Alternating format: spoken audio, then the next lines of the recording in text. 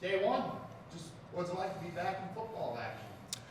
New. We've never done this before here. Starting practice, get a couple in helmet-wise before spring break, and then we'll hit it with full pads on Tuesday when we come back on the 2nd. So just knocking the rust off a little bit early.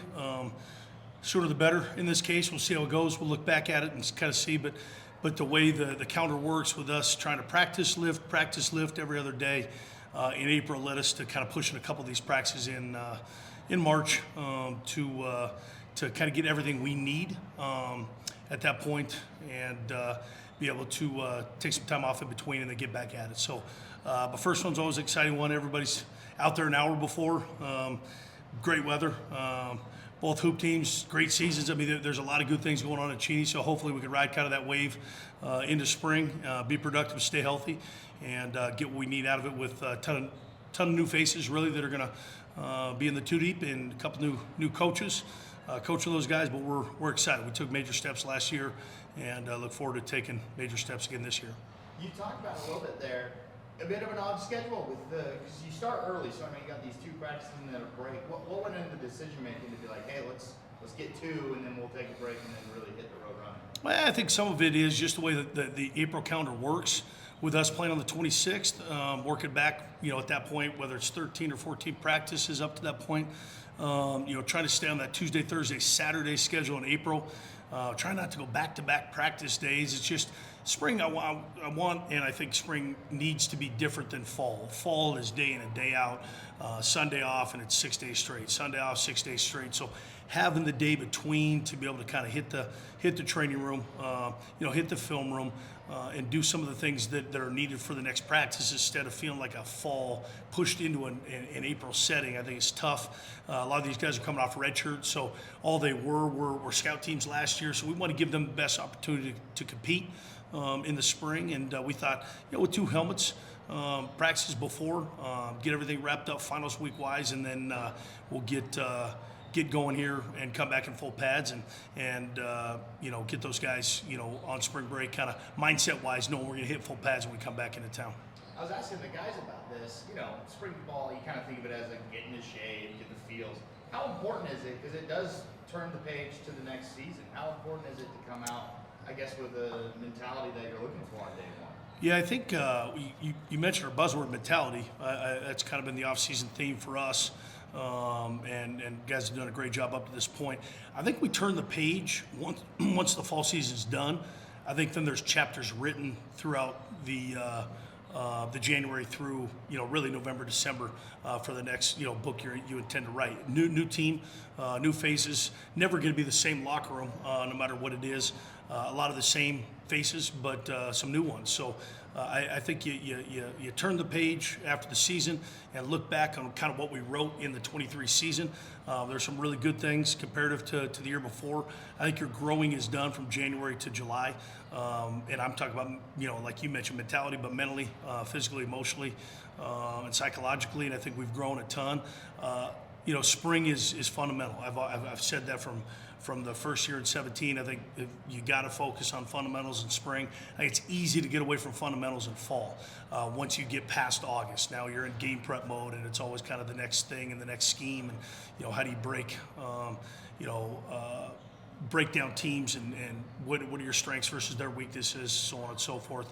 Now it's Eagles versus Eagles. So truly seeing who is going to be probably in that two deep, or look into getting into the two deep, at the end of spring, but really not finalizing that until August is big. But hopefully the weather holds the next month. That's always the big thing, being able to get 2 hour practices in, not fighting the wind and the snow and the sleet. So that's a big part of the spring too, because you want to have fun, but you want to stay productive, and being able to do that with nearly 100 guys, probably the most guys we've ever had in spring, is going to be good for us.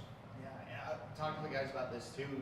You said a lot of the returners, in today's day and age of the transfer portal, you kept a lot of your key names here. Just what do you think it was that were able to keep those guys like an Ethan Chisholm here? I think they saw what we were on the cusp of last year. I know it wasn't the marked improvement that we all wanted.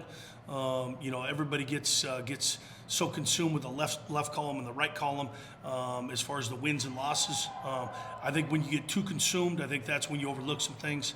I think those guys realized that we were on the cusp, on the edge of 2 or 3 one-possession games, that we weren't on the right side of things or the correct side of things last year.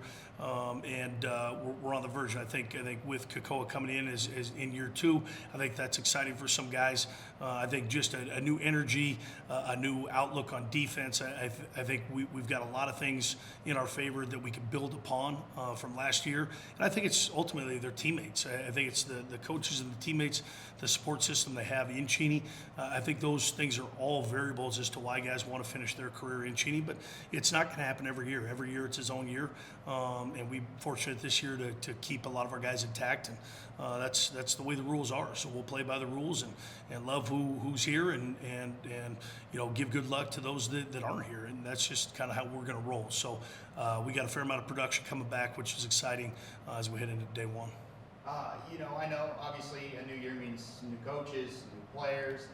What is there something out there that Eagle fans can maybe get excited about? A specific player, something that you guys are like, hey, we're going to love this guy this year? Yeah, I kind of stay away from players a little bit, because if I mention one, then 10 others come in my office and say, it's always hey, what freshman did to look out for? I think there's some young guys you haven't heard of. Last year, I'll go back, and Michael Wortham was probably a guy that never even nobody knew other than being a junior college transfer quarterback, and all of a sudden he ends up being our kick returner, a pretty darn good one at that.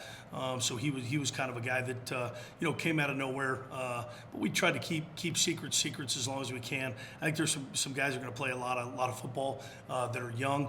I think the fans would be excited about 2 home games to start the season off. I don't know. I haven't looked at the schedule the last 30 or 40 years. I don't know when that's happened ever in Cheney, back-to-back home games to start the season. So that to me is exciting, to be able to kind of defend the home field from the get-go and not going on the road till week 3. And we got a lot of work to do before then, but I think when you look at the schedule, it's one of those pieces where it is nice to be able to practice in Cheney, and then we're going to be able to play in Cheney for 2 games before we exit Cheney for game 3. So we got some momentum.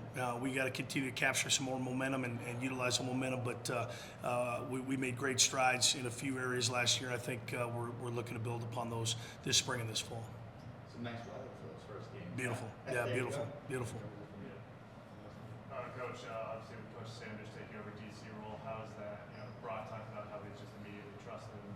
How is that sort of just that seamless transition for you? Well, I think nothing's seamless, but I think, having somebody familiar back, but in a different seat is good. They know what he expected from a positional standpoint.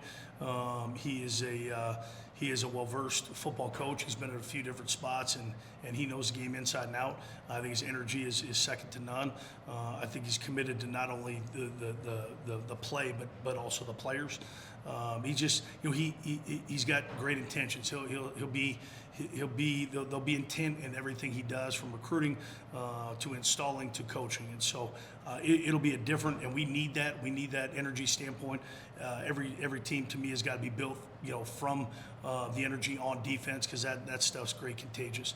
I think that stuff is second to none. I think we gotta find some footing, find some results, and I think that's going to be done through Coach Sanders and his teachings this spring and this fall. Thank you, Coach. Thank you.